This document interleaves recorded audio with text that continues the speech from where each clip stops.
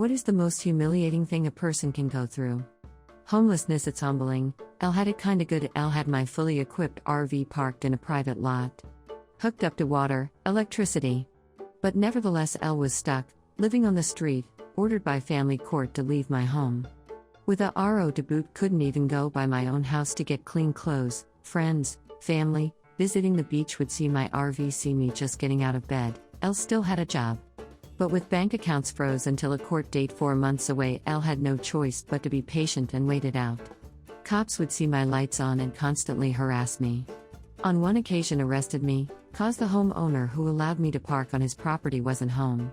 I wasn't released till next afternoon, unable to make it to my construction company which Elle owned. It was a mess. I had plenty offers to stay with friends, family, even a couple of homes Elle could stay in until Elle got back on my feet. Elle was never knocked off my feet as far as Elle was concerned. I definitely had issues owning this mess. As far as Elle was concerned, in 3.5 months it would be all over. It was, but what an ordeal. Well, I had an almost earth-shatteringly embarrassing thing happen the other day. I was in a church choir rehearsal. I'm not actually religious, but I sing for scholarships. Went to the restroom on our break and everything seemed normal. As I walked back to the choir room, I felt like I'd pulled my underwear up in an awkward way, but I was already around people so I couldn't adjust. Well, after the rehearsal, I stood up and felt completely wrong. As I began walking out, it felt more and more like I wasn't wearing underwear at all. Then, it hit me, somehow my underwear had ripped. I casually glanced around where I had been sitting and saw nothing on the floor, so I went back to the bathroom and mentally begged that when I lifted my dress that I'd still have the waistband around me, and they hadn't fallen somewhere out in the open. Thank God they were still on, but the fabric that actually covers my bits had worn down over time and ripped entirely. I definitely was thinking I could never come back to that church if my freaking underwear had literally fallen off and been on full display. Especially if they had been left near my seat. Fortunately, I kept my pride but had a mini heart attack until I got confirmation. I know this reads like a weird fantasy story, but it was mortifying and is now toward the top of my list of most humiliating things a person can have happen. I shit my pants in my sleep once. The wife comes home from work. I wake up in a chair, have black sweats on, and didn't feel/smell anything at first, because I was hungover AF. I get up to walk towards the door as my wife is walking in, and it goes like this. Wife, WTF is that smell? Me, now smelling it myself, I don't know. When's the last time you cleaned the litter box? Wife, did John shit his pants? Friend that stayed over, that had just left. At this point I feel the wetness in my pants and realize it's me. I run to the bathroom, my wife in tow. Slam the door shut, pull my sweats down, and it's liquid fire all over. Front, back, legs. I scream in horror, and my wife tries opening the door. I scream out, do not come in here. I shit myself and it's all over. Haven't eaten coleslaw since. Bear with me. I'm at this chick's house 12 or more beers in and she offers a bong. She's been trying to sleep with me but keep telling her just keen on being mates. I rip this bong and instantly I feel off.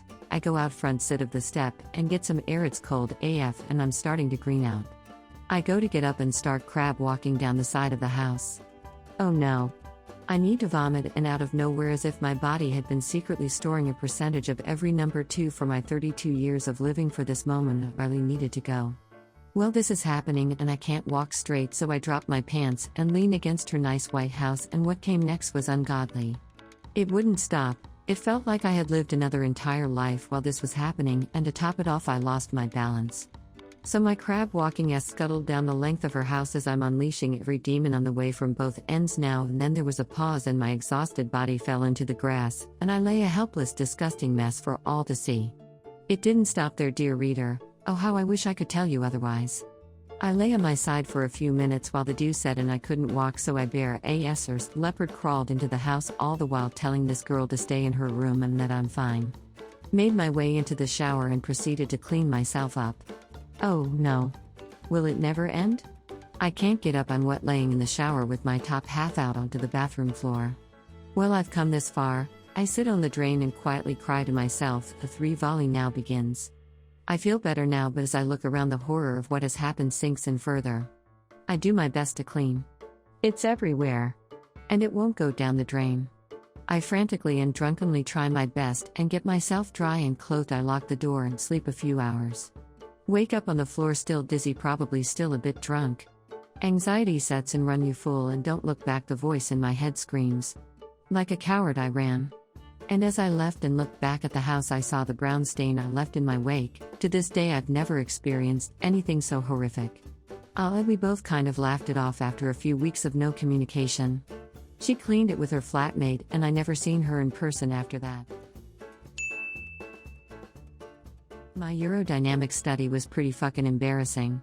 I have nerve damage in my spine that affects my bladder and bowels.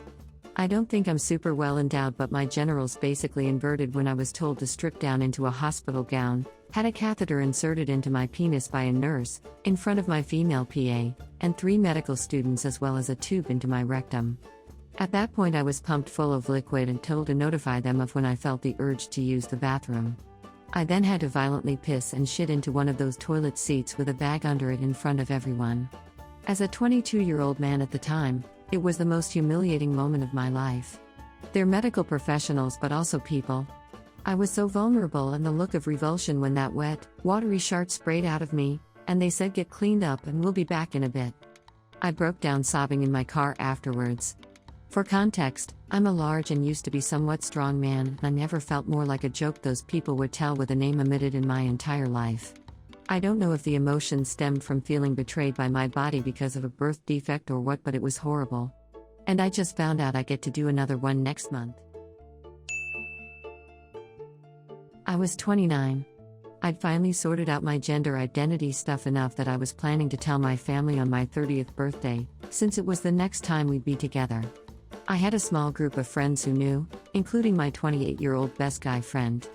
He'd seen me in drag before for Halloween and joked that I was his type as long as I kept the dress on. Well, we got tipsy and hooked up like 3 or 4 times, starting on my 29th birthday. He initiated every time.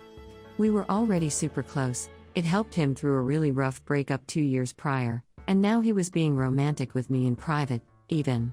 I'd been in love with him for a year by that point because apparently men being emotionally vulnerable works for me, but I tried to keep it from impacting our friendship because that was what actually mattered to me. We went out on a walk late at night and held hands, like we often did.